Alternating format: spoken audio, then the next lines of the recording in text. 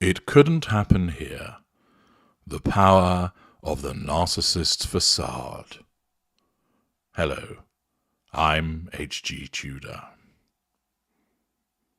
I categorize narcissists into 4 schools: lesser, mid-range, greater and ultra. There are further sub-schools in relation to lesser, mid-range and greater. Of the main schools, the lessers do not operate with a facade. Mid-range, greater and ultra do. The mid-range facade is often based upon portraying to the outside world an image of being a decent human being, kind, caring, empathic, etc. And that is done to enable the narcissist to assert control over those people by causing them to think, yeah, this person is really kind and decent and nice person. It enables people to then provide fuel to the narcissist based upon that facade, and it can also allow access to character traits and residual benefits. The mid-range facade often fractures and cracks, enabling you to see through it. Some people never do. Some people see repeated instances, dependent upon the level of interaction they have with the narcissist and the nature of those interactions. Greater narcissists in the ultra have almost flawless facades, but there will be instances where it can drop, it can be fractured, but it is unusual to see that. Those facades are less about being seen as kind and empathic, but rather as just generally being seen as a decent, successful individual, one that people like, that people are drawn to. They find the individual charismatic and magnetic. The facade is a very powerful device, and the narcissism works to maintain it, in effect shutting off certain behaviours for as long as it possibly can, and causing the narcissist to use alternative means which are more acceptable and in tandem with facade management. Thus, rather than cause the narcissist to punch somebody to achieve control, it causes the narcissist to stay silent and perhaps obtain control by staying in a position of withdrawal, or to make a pithy and amusing remark to assert control through humour and charm rather than the exhibition of ignited fury. The facade management of the narcissism is there whenever there are other people watching. But there are, of course, many other individuals who experience the downside of the narcissist's behaviour behind closed doors. Usually, this happens most to the intimate partner primary source for 2 reasons. 1, this is the person the narcissist is with the most, because they invariably live with them, thus meaning that that individual is more likely to be around the narcissist. And secondly, they experience a sustained devaluation. There are reasons why other appliances can be devalued, but it's less common. For instance, they aren't around the narcissist as much. They may be less likely generally to threaten the narcissist's need for control. They're more compliant. And of course, they provide a role with regard to the facade. So the narcissism recognizes that it is important to treat that person in a decent way to preserve the facade. For if the narcissist starts lashing out at numerous friends and family members, this damages the facade, because those non-intimate secondary sources, those friends and family members, are part of the facade. Thus, the narcissist needs to ensure that there is a body of individuals that think well of the narcissist, that think the narcissist is a pillar of the community, that the narcissist is a regular churchgoer and giver to charity, that the narcissist is a stand-up guy, that the narcissist is a reliable friend, that it provides a shoulder to cry on, etc. Thus, those individuals are often treated well, sometimes never being devalued. And the image that is created by this facade is so powerful that it can cause other individuals to simply doubt the word of a victim, to think, that couldn't happen here. What, in relation to him? He's a really good guy. I've known him for years. He's never once shown a temper. Or he's saying that about her. Seems a bit strange. I think he must have pushed her, if it's true that she reacted in that way. I've known her for years, and she helps out at a donkey sanctuary. And she's very kind and volunteers to assist at the school. She's this gentle individual. I can't believe that she would inflict injuries that have been suggested that he's received. He must have done something to provoke her. The facade is extremely powerful. Not only does it enable control, but it masks so much of the narcissist's behavior, so that should an intimate partner primary source who's being devalued come to speak out about the way that they're being treated, they run the risk of not being believed. They run the risk of people not taking it seriously, that they experience themselves a cognitive dissonance. You're telling me that they've done this to you, but the person that I know, I've never seen them behave that way. I don't think they're capable of it. It's a little bit similar to when people learn that one of their neighbours is a serial killer, and they go, but he was oh so quiet. Well, serial killers don't run around down the street wearing just a pair of sneakers wielding a Texas chainsaw, do they? They fit in. And similarly, that's what happens with many narcissists, is that they mete out their nasty and unpleasant behaviours behind closed doors with long-suffering family members, particularly the intimate partner primary source, whereas for the most part, everybody else is treated really well. Now, of course, it is the case that other family members, other friends, neighbours could find themselves on the receiving end of devaluing behaviour, where the facade isn't maintained.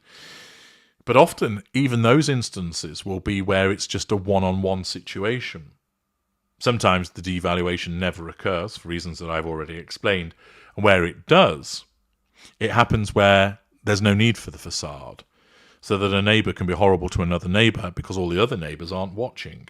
But when they are watching, the narcissist behaves as if butter wouldn't melt. An example of the power of this facade is exhibited in a case that I've referred to again just recently, involving Richard Spencer, who was opened up about the 20 years of abuse that he experienced as a consequence of his narcissist ex-wife, Cherie Spencer. Mr. Spencer's story I mentioned last year in relation to his wife's conviction, and it has resurfaced again as a consequence of the Channel 5 documentary, My Wife, My Abuser, The Secret Footage. The Daily Mail reports further on it by explaining, from an outsider's perspective, Richard Spencer had the perfect life. A successful career on a 6-figure salary, living in a large 7-bedroom home, nestled in a leafy suburb with his wife and their 3 beautiful young girls. Thus, that is part of the facade that the narcissist would utilize to show to the outside world. Look, my husband has a good job, he earns good money, we have this huge house, got 3 beautiful young girls. Isn't it all good? And not only the facade of the behavior of the narcissist, but the world that they have created, the one of success, the one of apparent stability, that middle-class suburban life. And indeed, as the Mail continues, it was for this reason that police officers believed they had the wrong home when they initially turned up to the property with a Jaguar parked outside to investigate a potential case of domestic abuse in June 2021. Yet behind closed doors, Richard Spencer, 47, had been suffering from a 20-year-long campaign of terror at the hands of his wife, Cherie, 46, who would batter and bite him during wine-fueled tirades. Thus, such is the power of this facade, the outward projection of a stable and calm life, a successful life, that the police turned up thinking, has this really happened here? There does remain amongst many people the idea that domestic violence only really takes place in lower socioeconomic scenarios. People living in council houses, people who aren't particularly intelligent, people who, in a way, don't know any better. It's certainly the case that domestic violence occurs in some of those environments, but it is also, as many of you will know, that it can take place anywhere. No matter how intelligent, how wealthy, how successful, how well-to-do, how apparently caring and compassionate the individual might be because of the facade. Narcissists turn up everywhere, and with it comes the potential for abuse, be it physical, emotional, financial, psychological, or sexual.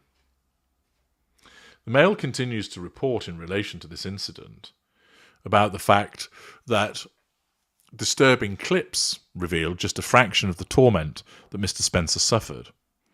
On one occasion, Cherie Spencer is seen holding a knife up to her husband's throat as their children are heard crying in the background.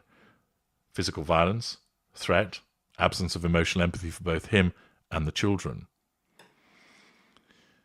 On another occasion, she's seen grabbing his hair and punching him all over, physical abuse, while sat on a sofa in the children's nursery, as she calls him a fat cunt and a lazy bastard for not putting a chicken in the oven. Belittlement. Insult. He went on to explain things that affected me more than the physical attacks would be the more demoralizing things she would do to me, he said. In the kitchen, we would often have a box of 12 or more eggs which she would take over to me and crack over my head or push into my face. She was so angry, heated, ignited fury, that the eggshell would cut into my skin. I'd have to go upstairs and shower to get the egg out of my hair and clothes. I would feel hopeless a lot of the time after these things happened. Disturbing audio footage played reveals Spencer telling her husband, as he washed away the eggshells, "Keep cleaning, you cunt. Keep cleaning, you dirty bastard. Keep scrubbing, man. Scrub away, you bastard." Richard said one of the most demoralizing incidents occurred when his wife ordered him to get off their bed as she bought the bed on her credit card. Belittlement. While he sat on the floor arguing with her, she proceeded to defecate on his head. On another occasion, Spencer would make comments about Richard's late mother, who died from cancer when he was just 9 years old, causing him to suppress his emotions. There's no doubt that Mr. Spencer, as an empathic individual affected by the loss of his own mother, was vulnerable to someone such as Cherie Spencer coming into his life. Here, she is using a weakness she knows about him against him, a vulnerability, whilst also triangulating him with his dead mother. In a bid to try and hurt her husband, who she called a robot, Spencer would try and use his childhood trauma to inflict further pain, callously making comments such as, "I hope your sister dies from breast cancer," insult and triangulation, and "I hope she's dead." Other audio clips reveal Spencer telling Mr. Spencer, "The problem in our marriage is because of you," referring to the fact they had to use IVF to conceive. Blame shifting. Cherie Spencer tried to portray Richard as the villain in their relationship. Blame shifting and projection. At one point, during a rage, heated, ignited fury, Spencer smashed a wine bottle over Richard's ear, leaving it permanently disfigured.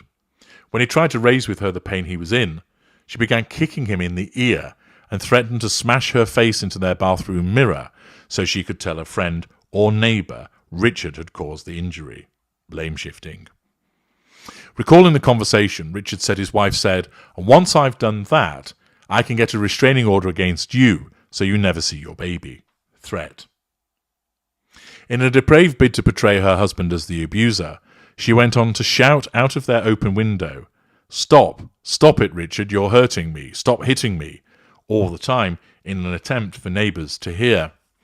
That, of course, is an attempt to assert control over her husband, also over the neighbours, and also to manage a facade in that instance to portray herself as the victim.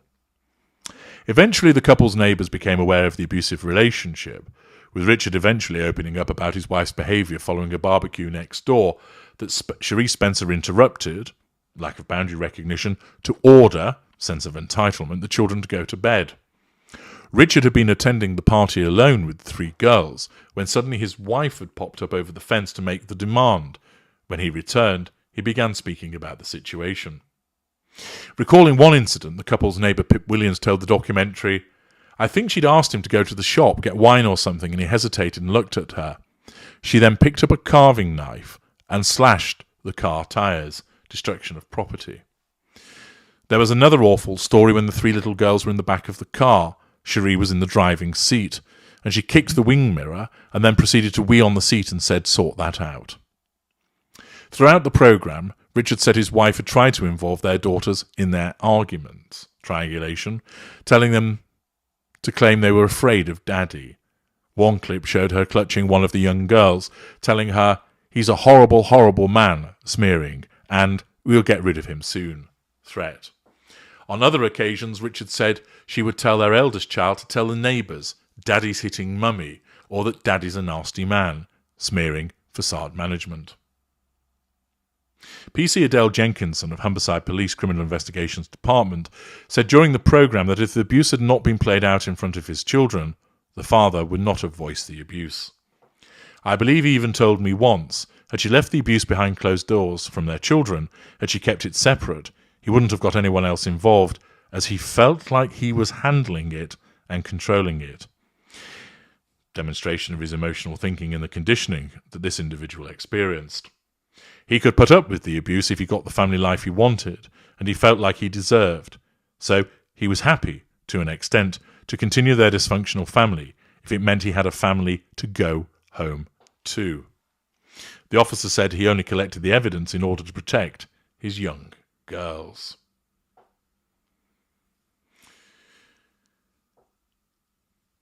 Throughout the programme, body cam footage from officers showed the moment they arrived at the Yorkshire home to interview Spencer over the images of domestic abuse they had seen.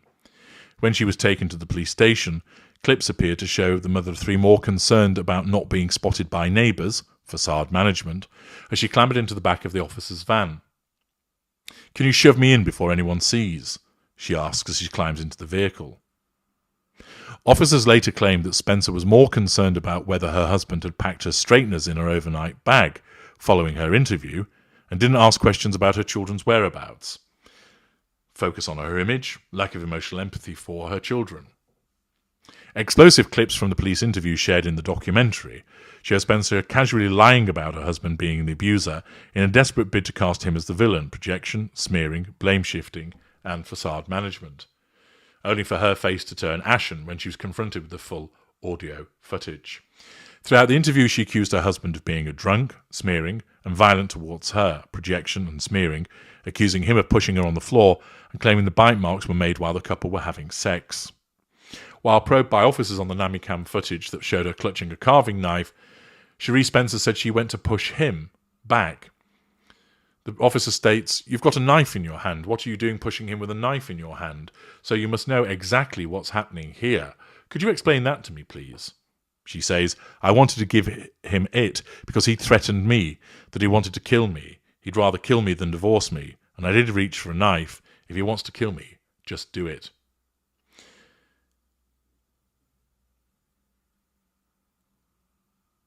The fact is that his wife also sought to prevent the broadcast of the courts, which again is to nullify the threat to control and maintain the facade that she had generated. Her facade was pretty powerful. None of the neighbours knew what was going on, in part because of the way that she portrayed herself to the outside world and the fact that her husband, for reasons driven by his own emotional thinking, did not, until much later, start to expose the way that she had behaved. It also is demonstrative of the way that the police at first thought that they got the wrong house, because they simply didn't think that that type of behaviour would happen at a place that they had attended to. Again, part of the power of the facade. I'm H.G. Tudor. Thank you for listening.